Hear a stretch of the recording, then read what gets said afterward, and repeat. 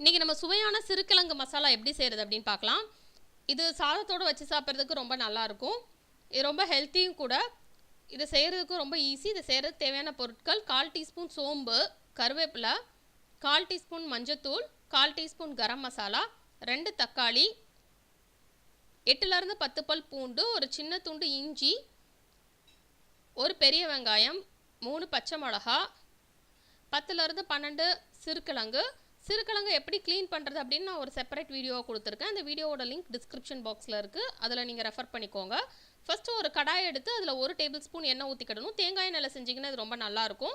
எண்ணெய் சூடானதுக்கப்புறம் சோம்பு போட்டுட்டு, சோம்பு பொரிஞ்சதுக்கப்புறம் பச்சை மிளகாயை சின்ன சின்ன துண்டாக கட் பண்ணி போட்டு அதை ஃப்ரை பண்ணிக்கிடணும்.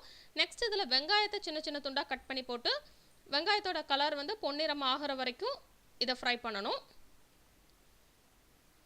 இதை நல்லா இப்படி வதக்குனதுக்கப்புறம் கருவேப்பிலை சேர்த்து அதையும் நல்லா வதக்கிக்கிடணும்.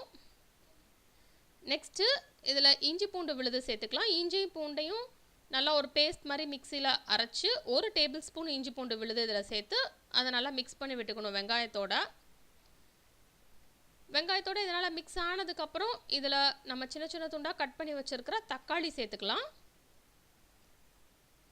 தக்காளி சேர்த்ததுக்கப்புறம் தக்காளி நல்லா வெங்காயத்தோட மிக்ஸ் ஆகணும். அது வரைக்கும் நம்ம இதை அப்பப்போ கிண்டி விட்டுட்டே இருக்கணும்.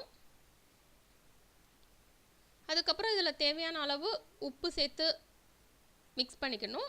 இதில் மஞ்சத்தூள், கரம் மசாலாவும் சேர்த்து மிக்ஸ் பண்ணிக்கணும். இதெல்லாம் நல்லா மிக்ஸ் ஆனதுக்கப்புறம் இதில் நம்ம சின்ன சின்ன துண்டாக கட் பண்ணி வச்சுருக்கிற சிறுக்கிழங்கு சேர்க்கணும். சிறுக்கிழங்கு நல்லா க்ளீன் பண்ணிவிட்டு அதை ப்ரெஷர் குக் பண்ணணும். குக்கரில் போட்டு 2 விசில் ஹை ஃப்ளேமில் வச்சு அவிச்சிட்டு 5 நிமிஷம் லோ ஃப்ளேமில் அவிச்சிட்டு அதுக்கப்புறம் நம்ம குக்கரை திறந்தோன்னா அது நல்லா வெந்துடும். அதுக்கப்புறம் சின்ன சின்ன துண்டாக கட் பண்ணி இதில் ஆட் பண்ணிக்கலாம். சிறுக்கிழங்கு எப்படி க்ளீன் பண்ணணும் அப்படின்னு நீங்கள் பார்க்கணுன்னா செப்பரேட் வீடியோ இருக்குது. அது நீங்கள் டிஸ்கிரிப்ஷன் பாக்ஸில் உள்ள லிங்கை கிளிக் பண்ணி பார்த்துக்கோங்க. இப்படி சின்ன சின்ன துண்டாக கட் பண்ணி போட்டதுக்கப்புறம் இதை நல்லா மிக்ஸ் பண்ணி விட்டுட்டோன்னா சிறுக்கிழங்கு மசாலா தயார். இந்த ரெசிபியை நீங்கள் ட்ரை பண்ணி பாருங்கள். இந்த ரெசிபி உங்களுக்கு பிடிச்சிருந்ததுன்னா லைக் பட்டன் கிளிக் பண்ணுங்கள். உங்கள் ஃப்ரெண்ட்ஸோட இந்த ரெசிபியை ஷேர் பண்ணுங்கள். மறக்காமல் இந்த சேனலுக்கு சப்ஸ்கிரைப் பண்ணுங்கள். உடனுக்குடன் நோட்டிஃபிகேஷன் வேணும் அப்படின்னா பக்கத்தில் இருக்கிற பெல் ஐக்கான் கிளிக் பண்ணுங்கள். இதை பார்த்ததுக்கு ரொம்ப நன்றி.